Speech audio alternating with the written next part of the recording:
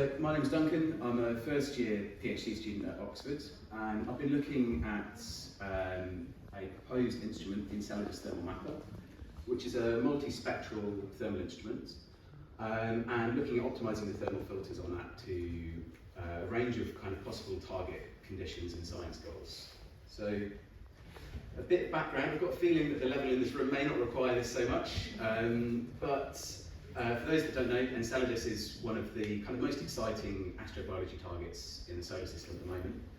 It's one of Saturn's moons. It's one of the smaller moons, so it's only 500 kilometers across, and it's got this really interesting region around the South Pole with tiger stripe fractures that are erupting water vapor and organic compounds out into space.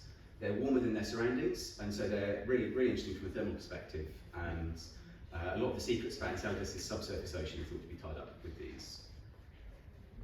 So almost everything we know about Enceladus came from the Cassini mission. This ended in 2017, so while I was doing my undergraduate degree, and we got from Cassini some kind of very exciting early thermal measurements of the surface of Enceladus.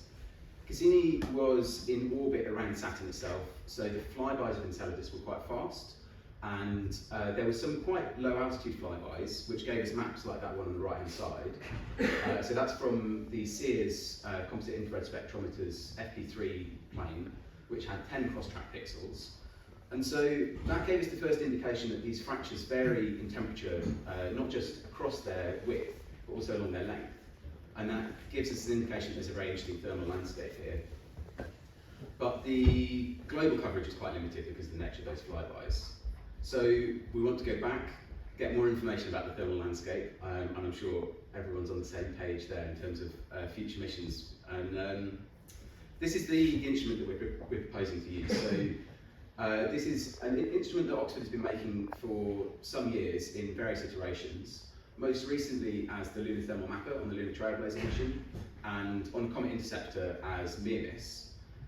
It's a very small and lightweight, low power instrument, so it's only around 4.5 kilos, and with an average power consumption of around 6 watts. And in its previous iterations, it's been used at around 1 AU, so on much warmer targets than Enceladus. Enceladus' winter nighttime gets down to around 30 Kelvin, so very challenging, very low radiation environment, and so that means we need to have a look at modifying those filter profiles to still get decent signal-to-noise ratios and be able to get some useful science data from it.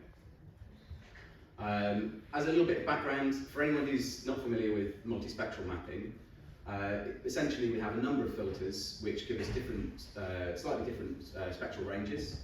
And so the advantage of a multispectral instrument like this is you can get very good spatial coverage, whereas with a more traditional spectrometer, you would get a smaller field of view, but you get more spectral information. So multispectral mapping works particularly well when you've got both instruments on board, like we just heard about with, for example, infrared ratios. You can start to get composition information as well. Now, this image on the right side gives you an idea of the type of coverage that we'll be hoping to get. So it's got a much greater pixel count than we had available on any of the thermal instruments on Cassini. So we've got up to 384 cross-track pixels, depending on the orientation of the sensor, and kind of nominal mission proposals at 150 kilometers orbital altitude. That would equate to around 80 meters per pixel and a 31 kilometer wide track. So the idea would be to build up global thermal coverage quite quickly. This is just an example of what the filter assembly looks like on the Lunar Thermal Mapper. So we'll be looking at a very similar piece of hardware, but with fewer filters, and looking at using mesh filters primarily, as these have the longer wavelength range that we're looking at. There's a number of trade-offs and limitations, so depending on exactly what you want to be looking at, the tiger stripe fractures have much warmer temperatures, and so there's potential for getting more detailed spectral information there. But if we want to get really good signal-to-noise ratios at those winter pole temperatures, which is quite important if we want to constrain global thermal emission, then we need to consider having much wider filter profiles.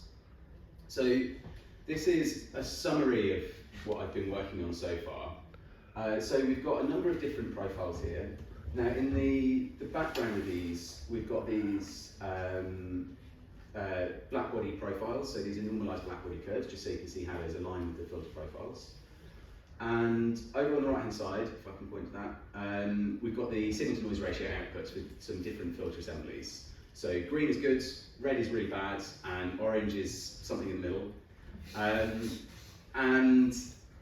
These filter profiles are generally much wider than what we've seen on what we've used on Mearness or LTM. They're not particularly aimed at gaining compositional information. The salinity filter assembly here is a kind of looking at whether that's feasible. So in a best case scenario, can we get one filter ratio that would be useful for mapping purposes?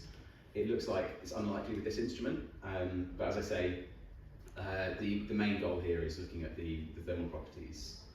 So in terms of what we're hoping to achieve with this, there's a lot of open questions about Enceladus, and a lot of them come down to the thermal environment. So constraining tidal heating and global heat flow.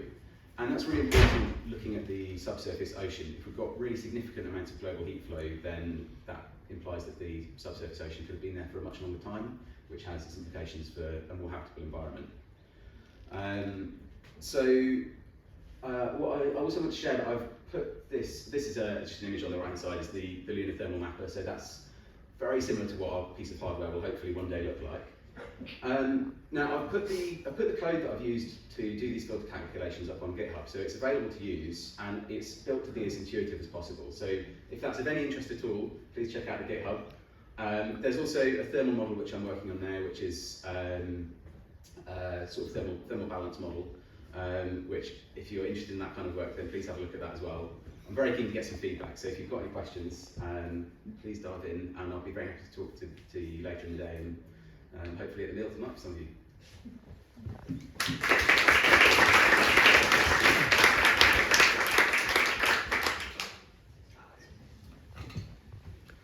All right, so thank you very much for this interesting talk.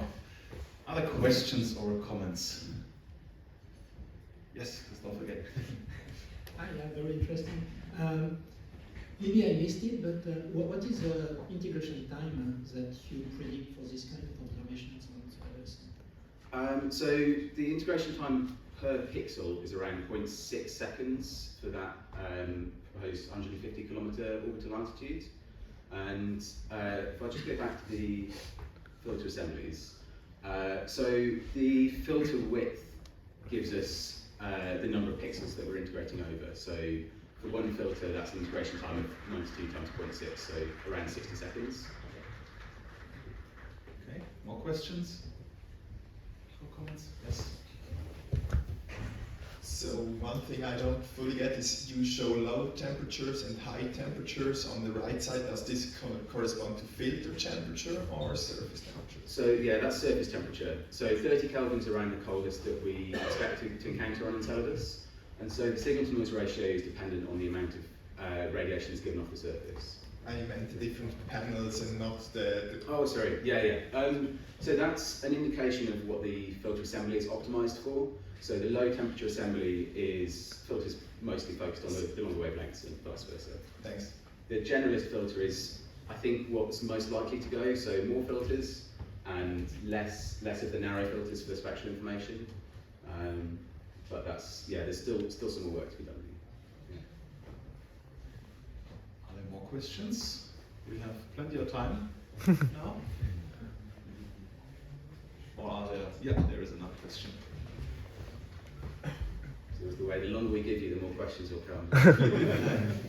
So I had a question about your planned altitude and surface resolution of 80 kilometers. Do you plan on having some alternatives to go below this range? Because for the Enceladus Tiger Stripes region, the vent areas or hypothesis for some levels on the order of only tens of meters and or below. So that would also have additional spatial resolution. Yeah, absolutely. I mean, obviously the lower we go, the better. I think, I mean, from my perspective, it's out of my hands. And this is, it's a contributed instrument, so it's, there's less negotiating power over ephemeris, I guess. But yeah, the lower we can get, the better. And the instrument, really, this work is aimed at modifying the instrument for that thermal environment. But it could be used in a range of different scenarios, potentially also for different moons. So there's very broad applications. Okay, more questions? Yeah, there's another one. Natalie? Apologies if I missed this. How do you define signal-to-noise ratio in the context of salinity? That's a very good question. So what I'm presenting here is the signal-to-noise ratio for that channel, which is aimed at the spectral features of a sodium chloride profile. So it's not a signal-to-noise ratio for salt itself. Actually, if anyone's got experience working those things out, I'd really love to do a more detailed investigation of this and just either rule it out completely or find that there's more work needed. So it's not something I've got experience with actually calculating that compositional, those features. But as you can see on the right hand side, the salinity filters at 180K, which is about the warmest we can expect at the time of strike fractures, are still only like 1.3, signal-to-noise ratio of 1.3. So it is potentially possible to co-add with multiple passes. And so that can be built up to some extent, but depending on the mission parameters, that may or may not be feasible at all. And also the signal-to-noise ratios, like as you identify there, would need to be very, very good, even to just differentiate between whether we're looking at pure water ice or pure salt. So it's definitely a challenge, and I think unlikely to be a workable science goal. Yeah. Thank you. Okay. Is there another question? Or is there a question left from the first talk, maybe? You can also use the time now to answer.